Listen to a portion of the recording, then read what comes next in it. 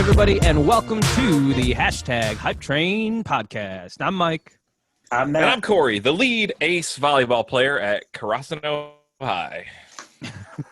And we're here to review the latest and greatest trailers, sneak peeks, and previews of movies, video games, and TV shows. And for this episode, we're doing something a little special. We are going to review. We each picked a trailer from a different platform, streaming platform. So, because there's so many different streaming services out there, we might as well try to showcase the latest of what each platform is doing. So we have Matt, you chose a Netflix one. Corey, you chose HBOmax, and I chose something coming up on Amazon Prime.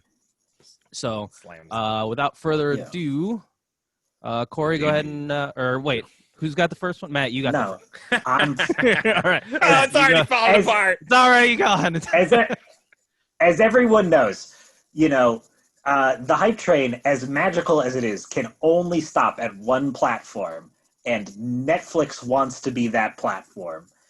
So here's Netflix's offering for this platform war, trying to get the hype train to pick up the passengers at that platform. Attempting to mimic the success it had with the anime Castlevania series, Netflix has offered us another action anime based on a video game.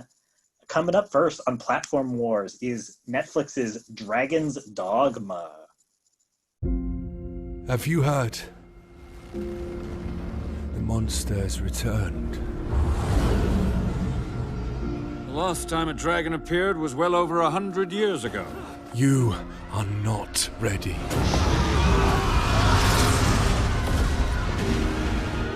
There is no hope for survival.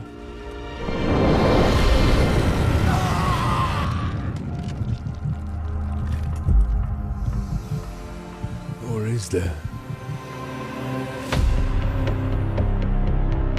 Brave human, dost thou hate me? My father taught me what it means to be a man. I failed my wife and child. I am your protector. Therefore, I will not leave your side. Hold your ground! My goal is the dragon. I'm going to kill that monster. As you wish. What am I supposed to call you? You may call me whatever you please, Arisen. Hannah. You belong to my mother. Hannah will do. How did you come to find yourselves out here? There seems to be danger around every turn.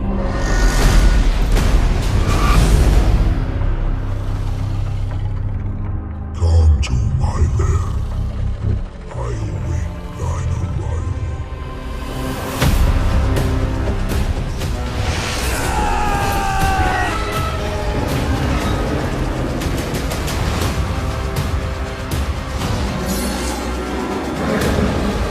Something seems different about him.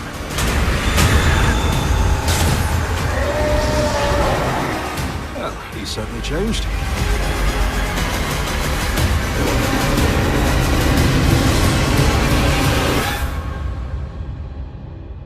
How am I still alive? I shouldn't be here.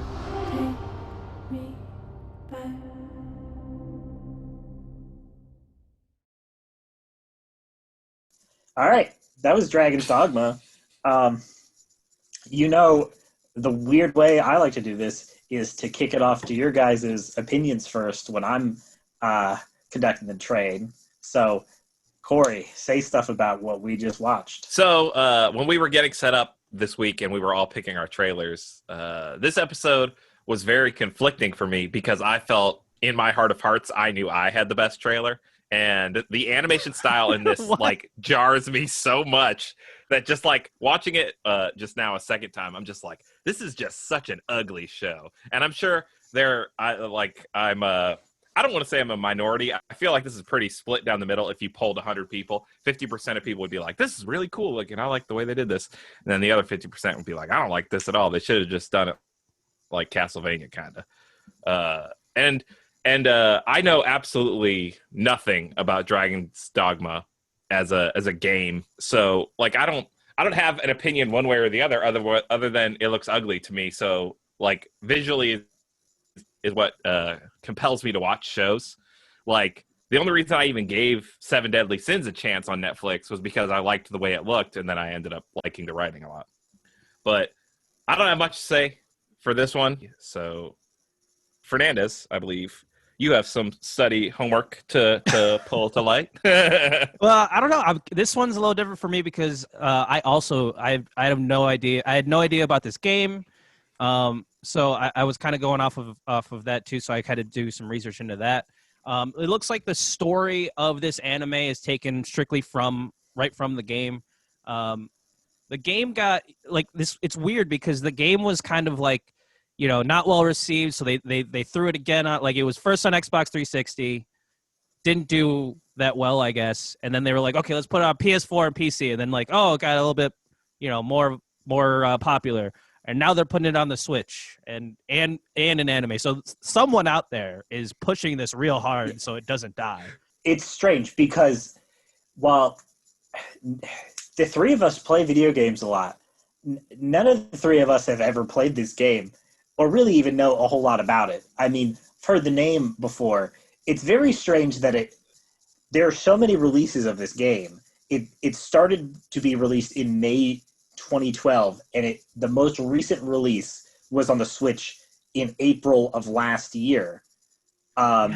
This game, the releases of this game spanned 7 years. Somebody's playing Dragon's Dogma. Yeah, that's what I'm saying. Someone's out there.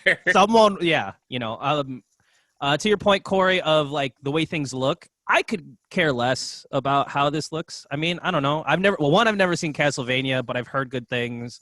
But I mean, also, I'm not into medieval fantasy very much.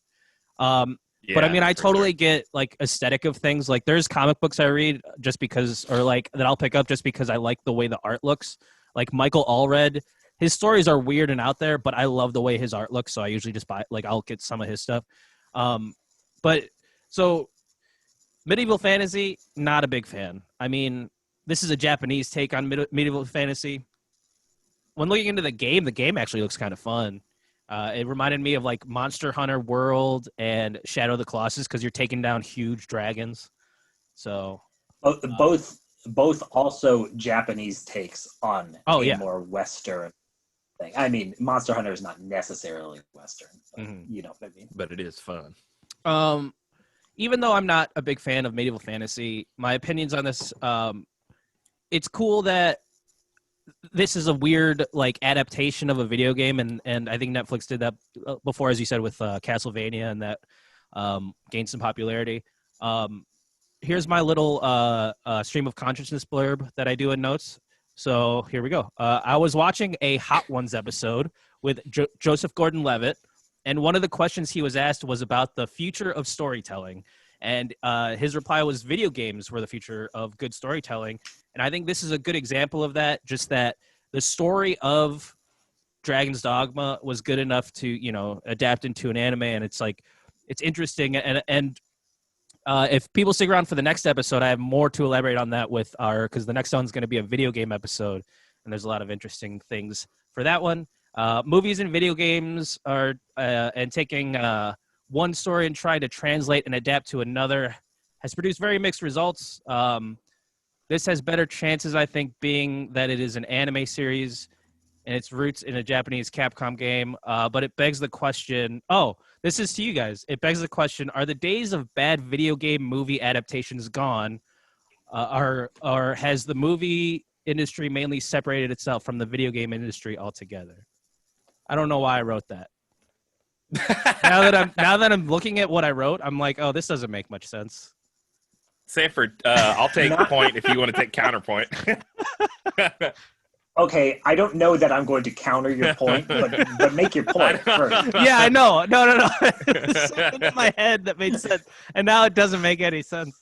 The first part of your question makes sense, so I choose to focus on that. Yeah, let's do that part. Yeah. I don't know that it's safe to say that movie video game relations are out of the water yet, because I still can't think of a recent film that's based on a video game that's actually above and beyond. Whereas Castlevania is a series, so it has longer to paint with broad strokes over, I think it's on season 3 now, but it's being able, like, imagine if you guys remember the Super Mario Brothers cartoon that was the good one. Like, I've went back and watched a few episodes of that recently on some free streaming service, and I was like, oh, this is kind of cool and awesome because it can be little one-off things that are about this world that's created over, you know, many, many years, as opposed to trying to cram all of that into one film. Like, I can't even name off the top of my head the most recent video game film that exists. Can either of you? Sonic. I had to look it up. Sonic. Oh, okay. Oh, you know what? Sonic. Yeah. I was thinking... actually did enjoy Sonic. Yeah, me too. Which you saw, and I didn't, so I don't know why I'm the one saying it. I was thinking Warhammer, because like I feel like nobody saw that. Oh, I forgot that even came Or out. not Warhammer. Warcraft. You're talking I'm sorry. Warcraft. Warcraft. Oh, there yes. you go. Yeah, totally different things. Spoilers for the next episode. Yes, that's why it was on my mind. Yeah. But I think if we focused, because it's not like anyone's running out there to try and make video game movies. Like, Sonic seems like a kind of hidden gem that kind of worked because the story of Sonic can be put into so many perspectives that it's like, well, we're going to do this perspective, and it might work for a younger audience as well as a nerdier older audience, or like older nerds that have kids that they want to do something together with. I wanted to go last because I did have a discussion question. Oh, yeah, go ahead. This is something that would have been awesome to me when I was a teenager, and it just didn't exist. Like, they took just a random video game that's not even like super popular and gave it an entire anime series. And that would have been a great thing when I was a teenager and into anime. The thing is, this is not like adult as in like super adult, but this is an anime not geared towards children. That's a straight up action drama anime, which was the standard when we were teenagers. Now Netflix is the only place for shows like that. Corey, you watch anime a lot. It's all, you know, like harem shows. Yes. And moe stuff. Like, whereas we're old now. You know, when we were young up-and-coming anime fans, you know, we were watching shows like Trigun and stuff like that. I mentioned Trigun because I know you're a huge fan. But, like, that was the standard. Like Cowboy Bebop, Trigun, all shows were all like that. Now, anime is huge, but the landscape seems strange to me because really shows these days don't look like Dragon's Dogma. This is all to say, like, do you guys miss when anime was sort of more like this? Like, oh, this is a no-nonsense action show geared towards a 17 and up audience, you know, with like violence and the heart exploding, you know, in the trailer and everything? Or do you guys think this is a relic, you know, of like the past, and it's only Netflix has this because it's going to be niche and it can only work on Netflix? You know, what do you think? So that's a good question. Now that you bring it up, because it's like I feel like anime today, like you're right, it's exploded and it's super popular, but I can't relate to these new animes and even the people that talk about them and people that they suggest me different animes and then I try to watch them and I'm like, nah, this isn't for me. And I don't know. I think you're right that maybe it is a relic because it's making me feel old now when you stated that. But I think maybe it is a relic and that's maybe part of its charm to me now because, like I said, I'm not really into medieval fantasy, but you're turning me a little bit around on it on this trailer just because of what you said there. Because I'm like, man, you're right. Anime isn't like that anymore. Yeah. Let's see. The last anime I watched was My Hero Academia, and that's just because it does have like some action.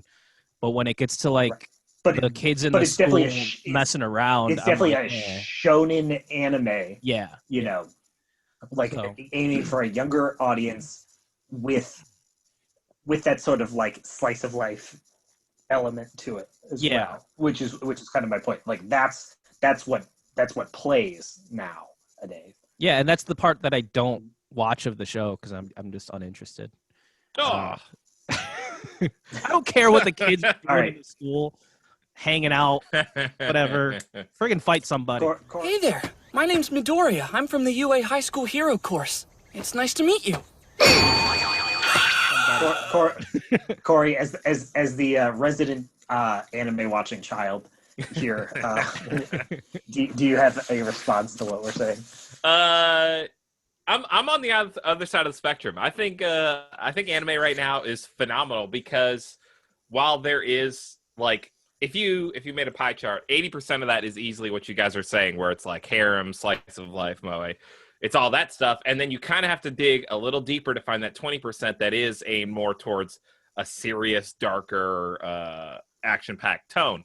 Like, you guys would agree that Attack on Titan was kind of like the standalone in a sea of all this like happy-go-lucky nonsense, right? That's true. Yeah, I mean, I was thinking about that because it is an outlier. It is very dark, and it doesn't fit the mold, but it still has a lot of shonen tropes that are popular today that, based on this trailer, didn't exist in shows like Trigun or Cowboy Bebop, and don't appear to exist in Dragon's Dogma. One of my other favorites would be Full Metal Alchemist, and that's kind of in the middle where it has some pretty dark moments, but still has the light side too. So yes. I mean, Sure. Which Full Metal Alchemist is sort of the, and Full Metal Alchemist Brotherhood is sort of the trope killer of this thing because it has wide appeal. It is both a show that would appeal, I think, to younger teens and appeal to adults.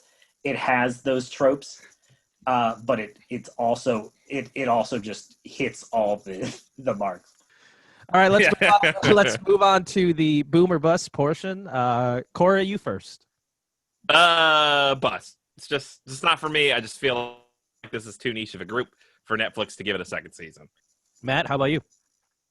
Yeah, I also kind of think bust. I just don't foresee this show finding an audience. Yeah, I agree with both of you guys. I think it's a bust. It's a little bit more for personal reasons, just because I'm not a huge fan of medieval fantasy, which is odd because I play Magic the Gathering, but that's like a more skill thing because I don't like that stuff. So I'm just it's kind of a personal bust for this one.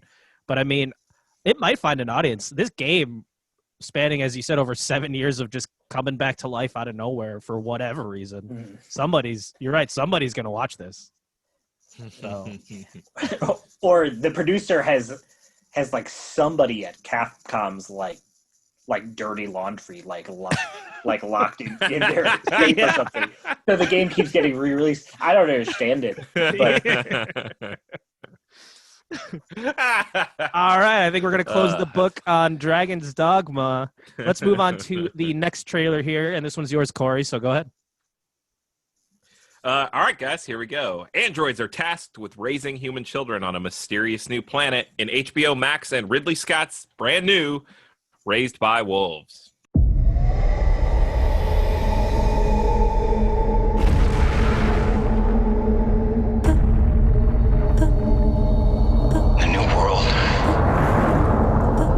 Start won't have the same problems that ended our world on Earth. Go now. Start over. Initiating trimester 1. These children are the future of humanity.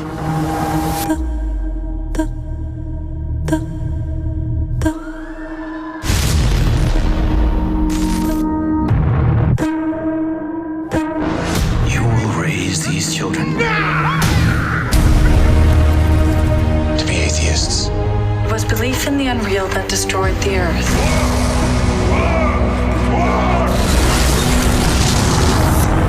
Our enemies built an ark, which is now headed here, the only known planet where humans can survive. And should the Mithraig's ark ever make it here, we will not listen to their words. They believe that allowing androids to raise human children is a sin.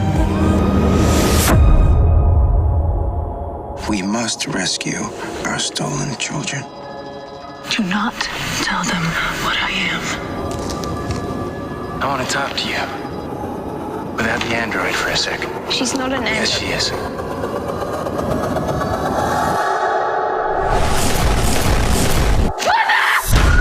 She's holding him captive. He needs to be with other humans. I thought we were in sync, Father. We've increasingly taken to impulses. How many people did you kill on Earth, Mother? You are all my children. I'm only here to protect you.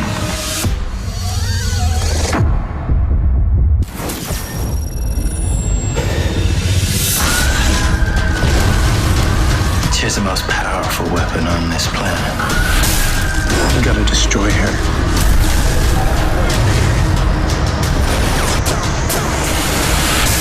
What do you want? I want my children to be safe.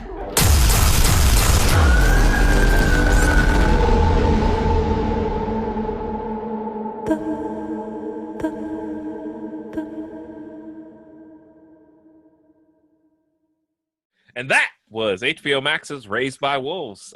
So it said, real quick in that trailer, it said from the mind of Ridley Scott.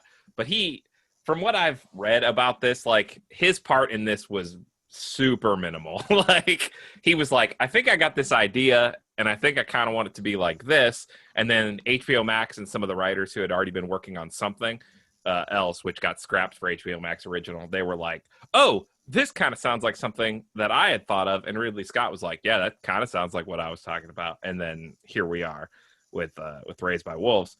I don't have notes. I don't have trivia. I picked the trailer because I'm the HBO Max representative for the Platform Wars. And I saw this trailer, or the HBO Max had released on their platform itself a teaser for Raised by Wolves. And that's when this first kind of started piquing my interest. And we've gotten a little more and more. And as of airing, the first 3 episodes of this show are now available on HBO Max. But that's really all I had to say. This trailer seems creepy. It seems fun. It seems like sci-fi cool. And that's why I picked it. And also, not much else coming to HBO Max really looks that good. Let's check out some little facts from Mike Fernandez in Mike Fernandez's little facts car. Here we go. All right. So Ridley Scott, as you said, he doesn't have much to do with it. He actually has a decent chunk to do with the show. I think he believes in it a lot because the first 2 episodes are directed by him, and he holds an executive producer credit through the series through his production company Scott Free, and so I mean, it looks like he's invested in this a good amount. I just don't think he's not going to direct every episode. Well, he's in his 80s, so yeah. let him rest a little. So let's see. From what I copy and pasted from, I think Rolling Stone or something. Let's see. Raised by Wolves has all the markings of a career-culminating effort. Ridley Scott's favorite toys are all here. Androids, an alien planet, and monsters lurking in the dark. There's even a female lead with incredible powers. Beyond these trademarks, the first 6 episodes explore his favorite questions, including the nature of humanity, the trappings of faith, and what shape our dystopian future might take. Buoyed by a budget able to provide rather lavish special effects, the new series could very well have given Scott the expansive canvas he craves to further his futuristic dreams of electric sheep. That kind of all summed it up really much of what I took from it. I mean, pretty heavy-handed right from the get-go pretty heavy-handed with the themes of humanity and religion. I don't know. The main thing is this show looks incredible to me. The cinematography. It reminded me of because I mean these big budget shows, like Westworld and this obviously and TV. These shows that get these huge budgets. I mean, it always seems like they're on point with everything. Whether it's the look of the show, the writing, the casting, the acting. It's always got to be kind of It's got to hit on all. It's got to fire on all the.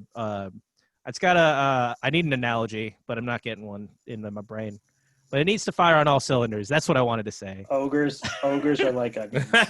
But yeah, this this looks like it's gonna fire It's on an all analogy. cylinders for me. So I'm excited for it. I probably am not gonna see it until I get my little free trial of HBOmax to watch the Snyder cut, and then I'll watch as much of this as I can, and then just get rid of it. Snyder cut. But I don't know, like, I guess since this is the platform wars, does this make me want to go out and get HBO Max? Not really. Does it look like a great show? Totally does. But yeah, we'll see what happens with this in the future. That's all I got on Raised by Wolves. Matt, you're up. Okay. This is some behind the scenes stuff. While watching this trailer, I was reminded of something, Mike, you said to me before we did episode 7, I want to say, because you were like, man, like, you picked a Charlie Kaufman movie, like that's, we got to go into like all of Charlie Kaufman's crazy stuff. Yeah. And like it's basically the same thing that what you just read from Rolling Stone. It's like, you watch this is Ridley Scott stuff. Like, oh yeah, this is his bread and butter.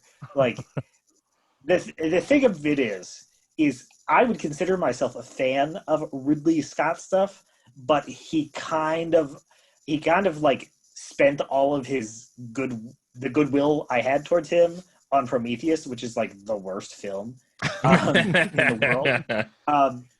Every week we end up touching on movies that I hate randomly, like movies that like I walked away from, that I saw in theaters, and I walked away from the theater with like my Arthur clenched fist, like, shouldn't have done that, like, should have watched that movie, because we had to talk about Man of Steel last week, which I hate way more than I hate Prometheus. Oh yeah. But there's just, the thing is, people might like Prometheus, and I saw it in theaters and never wanted anything else to do with it. Nowadays, you know, with these projects, you know, they release different cuts, you know, when movies come to Blu-ray and DVD and streaming and everything. And I'm not even sure these people who aggressively love Prometheus saw the same version of a movie that I saw. That movie was, the reason I don't like Prometheus is it was trying to make its like philosophical points so much that they forgot to write the movie. The best part of the movie, and I promise to somehow make this relevant to Raised by Wolves, is Idris Elba goes to Charlize Theron in the movie and was like, "Hey, are you a robot?" After they had been together for like a week, and Are you a robot?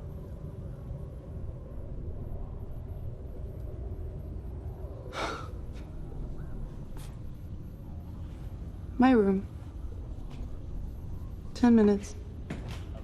And then she has sex with him to prove that she's not a robot. But they were spending every minute of a whole week together, and he couldn't figure out if she was a robot. And that's because of the way the acting and direction was in that movie, because everyone acts completely illogically, except, ironically, for the actual robot in the movie. So it's like, oh yeah, he could totally think she was a robot, because nobody here is acting any way like a human being. The thing of it is, regardless of the fact that I was so angry I've been so angry at Ridley Scott for like 7 years, this show does look really good still. It's like maybe Prometheus needed to be a TV show instead of a movie, because on a TV show you can explore all this philosophical stuff because you have time. You have like 8 hours instead of 2 hours. You know, you can get deep into exposition. You can do all this stuff. You can add random characters to your movie that are to your TV show that are just there to illustrate a point, and then they die or whatever. And so I think maybe this is a better realization of like the story elements that Ridley Scott really feels strongly about than something like Prometheus, which was a complete failure of a vanity project. And that's really all I have to say. In my crazy long ranting spiel without much of a point. Like, this could be the best expression of Ridley Scottness in years. After, he kind of got old. All right, let's move on to the boom or bust then. And Matt, since you finished up there, let's just see if you boom or bust. I'm going to boom this show. Obviously, HBOmax has faith in it because I keep getting ads for it. So they seem to think this is one of their flagship shows for the launch of their platform. And who am I to disagree with Warner Brothers and HBO and all that? I don't get paid millions of dollars to make decisions on these things. So, boom. Corey, how about you? I obviously think this is going to boom. HBO Max, while being a fairly recent platform, is attached to something much bigger and much grander than any of us could ever comprehend. So if anyone has the money to pull this off, it's going to be them. So I think it's going to look good. I think it's going to be good. Boom. I'm kind of torn, to be honest with you, on this one. Just because, like I said, it's not making me want to go get HBO Max, but it looks good. I'll say boom. I feel like it's going to make somebody want to go get HBO Max, just not me. So triple boom for Raised by Wolves, triple bust for Dragon's Dogma. Let's go on to Utopia. This is the one I chose. It's Amazon Prime show. We all have our reasons for being in this world. We all have our purpose.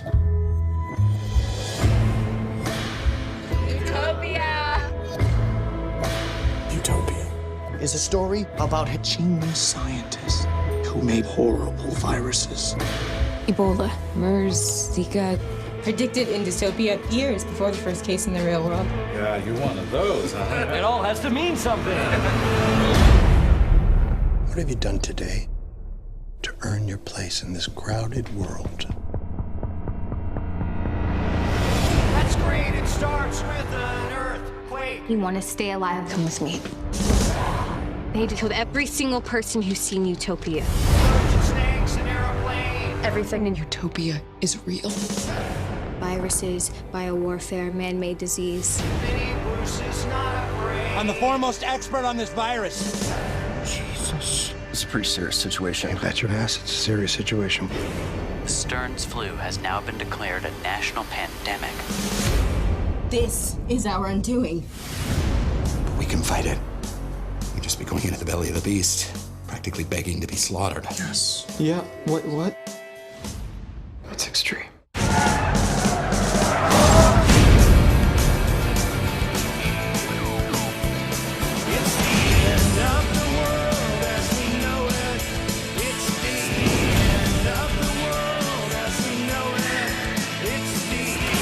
How much evil do you have to do good?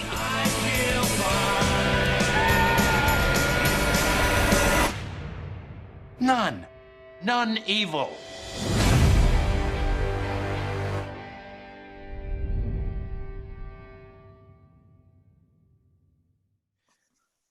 All right, guys. So that was Utopia.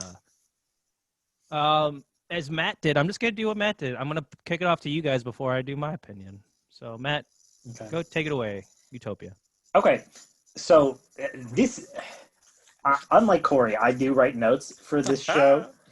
I had a hard time writing notes for this trailer because the thing, and I'm not saying it's a bad trailer, but I'm ending the trailer and I'm still like, well, what is this show? You know, I may just be not getting it. I only have 4 notes. My first note is John Cusack with an exclamation point. My second note Also Rainn Wilson. And then I mentioned this to the guys when we weren't recording. I thought it was interesting. I didn't do this. I did not get the memo. But both Mike and Corey picked trailers that kind of play with your expectations, because this trailer starts super serious. And then it gets like all goofy towards the end. And then in the Raised by Wolf trailer, it was like, oh, but yes, this character could potentially be super evil, and it's she's probably not the good guy and whatever. Whereas the beginning of it was whatever. So I still don't really understand what the show would be like, which might be a good thing for the trailer, because it might, like, I have Amazon Prime. I need that for, you know, my crippling addiction to capitalism. You know, so it might just compel me to watch the show, just because I don't really understand what it is.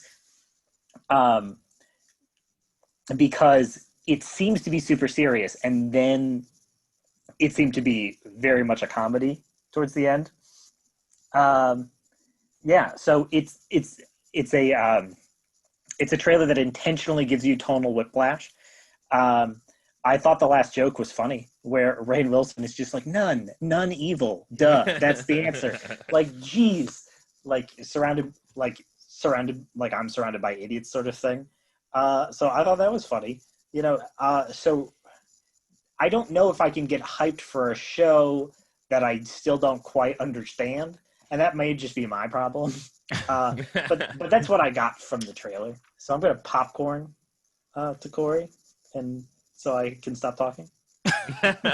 All right. So I have like a few just trivia facts I'm going to get to. But first, I just want to say personally, like, I'm a fan of It's the End of the World by REM, but cutting it in bits and pieces and kind of doing, we've talked a few times on this show now about like using a very upbeat song, but warping it to your own, like, Lenny Bruce's. Yeah, like I didn't care for that at all. So, like right off the bat, I was like, "Man, I don't like this." And then, like, I was sitting in bed watching this trailer, going.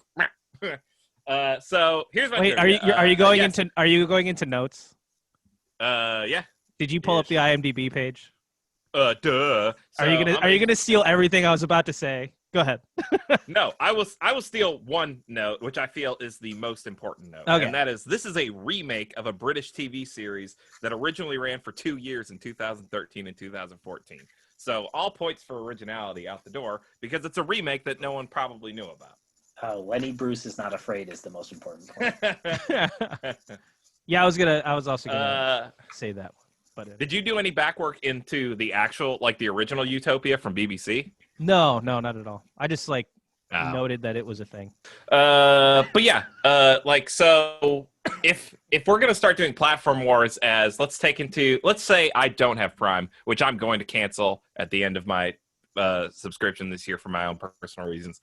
Like, if I saw this trailer and I didn't have Prime right now, this is nothing that's gonna make me go, oh, you know what? I should have Amazon Prime. Like, it seems fun, seems goofy. It seems like if I had already had Prime, maybe, but it's nothing that's going to make me run out and get it if I did.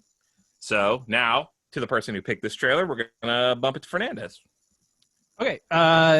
So this trailer, when I first saw it, was really confusing. And the only reason I picked this one was because I wanted to do The Boys Season 2, and that's already out now. And I thought they were going to drop the entire season, but they just dropped the first 3 episodes, and so I wish I would have done The Boys instead.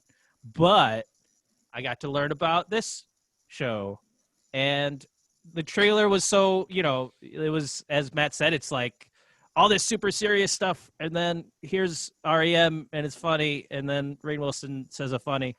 So the actual...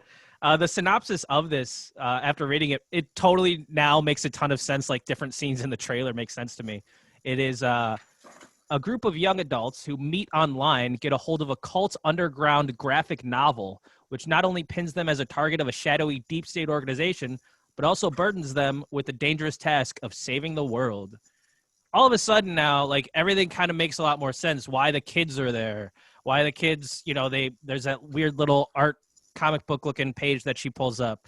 The evil corporation, this and that. It all just kind of came together once someone explained to me what this thing was. With that being said, though, I mean, just from the trailer itself, John Cusack, this is his first regular TV role. Playing Dr. Kevin Christie, the CEO of a biomedical company whose artificial meat is spreading a virus that may be part of bringing about the end times. So this was originally, I guess the show was marketed to a lot of different places. It was originally supposed to be on HBO. And David Fincher was attached to direct. Obviously, he did Seven, Fight Club, Gone Girl, The Social Network. And he has a very distinct kind of directing style where everything's kind of like bland. And this looks nothing like a David Fincher thing at all. So it's kind of interesting to think what this would have been like if David Fincher was directing it. But yeah, conspiracy theories, deep state, funny Rainn Wilson. I'm in. I mean, it might just be that I already have Prime, so I don't need to sign up to get it. If I didn't have Prime, I probably would have just signed up to Prime because it's a good deal, and then I'd watch this show. There you go. That's all I got. It's a good deal. Trying to crash read stuff on Wikipedia about the original British version of the show. Nothing's really standing out except for the fact that while not starring, a recurring character called Anton in the original show was played by Ian McDermott, as in Emperor Palpatine. I was just about to say that. Star Wars. But yeah, I saw Palpatine and I was like, oh my god, I'd rather watch that than John Cusack be weird for. So let's move on to the boomer bust portion. Yeah, that's the good stuff. Who are you kicking it off? I guess. Myself. All right. Give me the mic. I want to go next. Yeah. Corey's going next. Yeah, it's bust. It's obviously bust. Is that it? Yeah, that's it. Okay. Well, you get to go. Yeah, I know. Yeah, I mean, boom. Looks cool. Boom. No. I'm not like crazy hyped about this, but it looks like, I'd watch it. It's got stuff that appeals to me. Like I said, if I didn't have Prime, I'd get it, for the shipping and stuff, and then also watch this show. if that's not high marks for a television show, I don't know what is. Because this is Platform Wars, and we're trying to figure out what platform our train should stop at. We can't really kick somebody off the train because they're not on the train. So maybe we have to run over a platform or something to get to the correct platform. So which platform are we running over, guys? Ooh. Oh man. This is good. This is a good show, you guys. Well, are we doing that before the golden ticket then? Which one? Well, yeah, I guess we should decide which platform we're going to stop the hype train at first. Yeah. Okay. What are we going to do? Keep it in bop. Okay. So, Corey, what do you think? What platform is this thing stopping at? If we're taking this based on solely each trailer and no platform's future or past creations, then I'm going to say HBOmax is my vote. I think Raised by Wolves had the most promise out of everything we saw. Okay. Then I'll sip my water. If we're doing that, if we're just based on the content of the trailer and not the content of the platform, sure. Right. I think we should. But if it's the best deal, I mean, you get a lot with Prime. Oh my god. Can someone out there, one of our two fans, could you make a trailer for Utopia and then when you're flashing all the critics' comments, put in quotes, yeah, I mean, it came with free shipping, so I'll watch it, and then Mike Fernandez. Oh, that's great. I would love to be quoted for that. But yeah, I'll go Raised by Wolves, even though, free shipping. Yes. What is the point of choosing three things? If we're just going to say yeah, this was the best trailer, but Amazon Prime comes with free shipping. The real reason why Fernandez wanted Amazon Prime is now rampant through this train. all I wanted, off the walls. I just wanted the boys. All I wanted was the boys. You guys. I just wanted to talk about the boys because it's a great show, and then I thought I couldn't do it. Yeah, and I should have just did it. I know. I didn't. And if you had picked The Boys season 2, obviously Amazon Prime would have won. It would have, but it doesn't. HBO Max wins. Hey. But we have to run over one of these platforms, Amazon Prime or Netflix, and cause chaos to get to the HBO Max platform. Which one are we going to run over? Netflix or Amazon Prime with its much talked about free shipping? My vote goes Netflix because we all busted Dragon's Dogma, so that's my vote. I'll take the mic. Corey, next. what do you? Yeah, I'm with Fernandez 100%. Dragon's Dogma looks like dog ass, so Netflix. Yeah, despite the fact that we keep arguing, we've completely agreed on almost everything in this entire episode.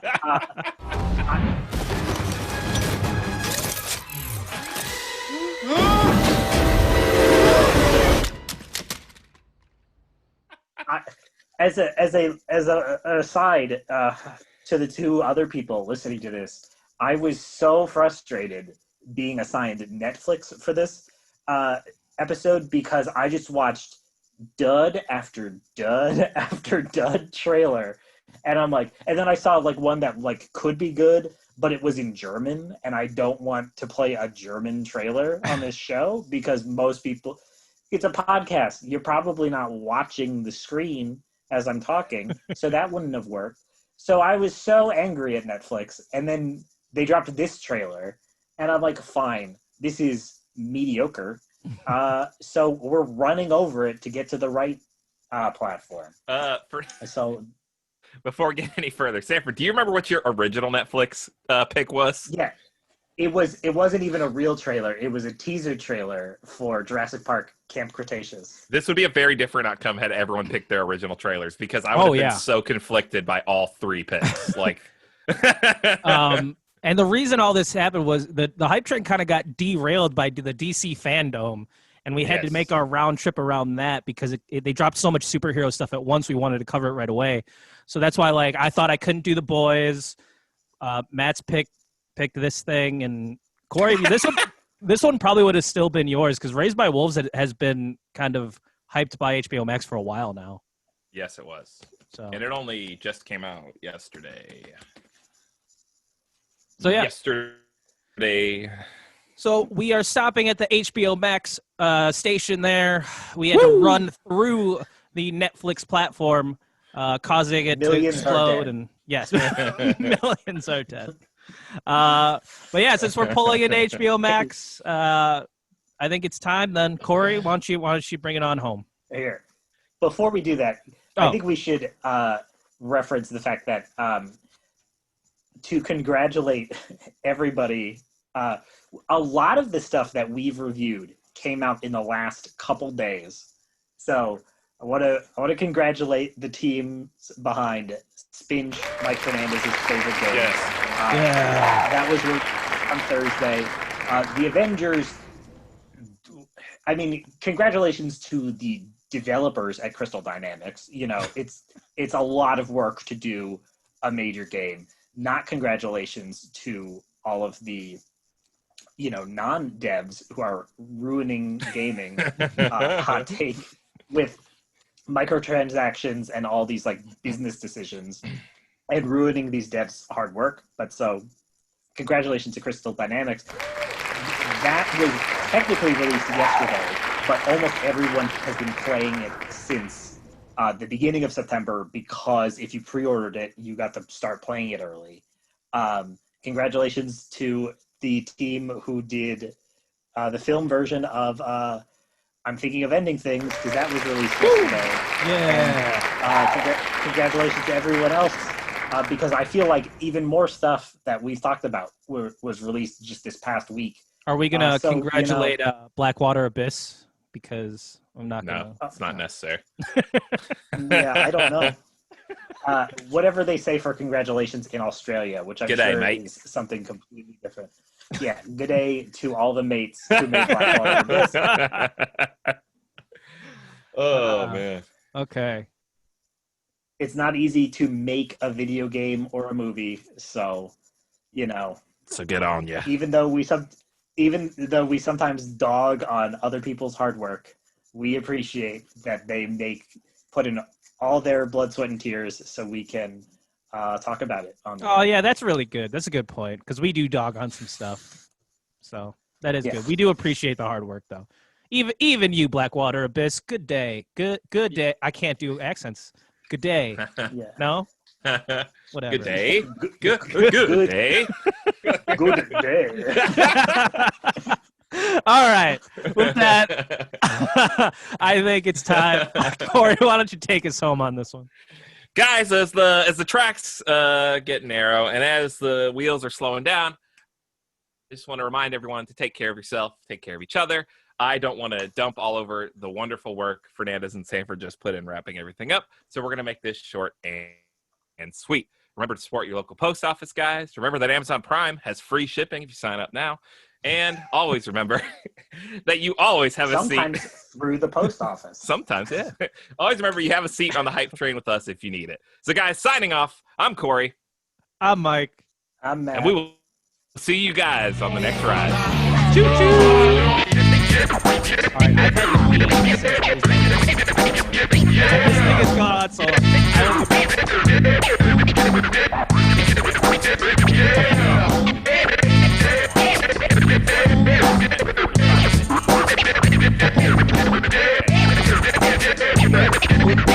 don't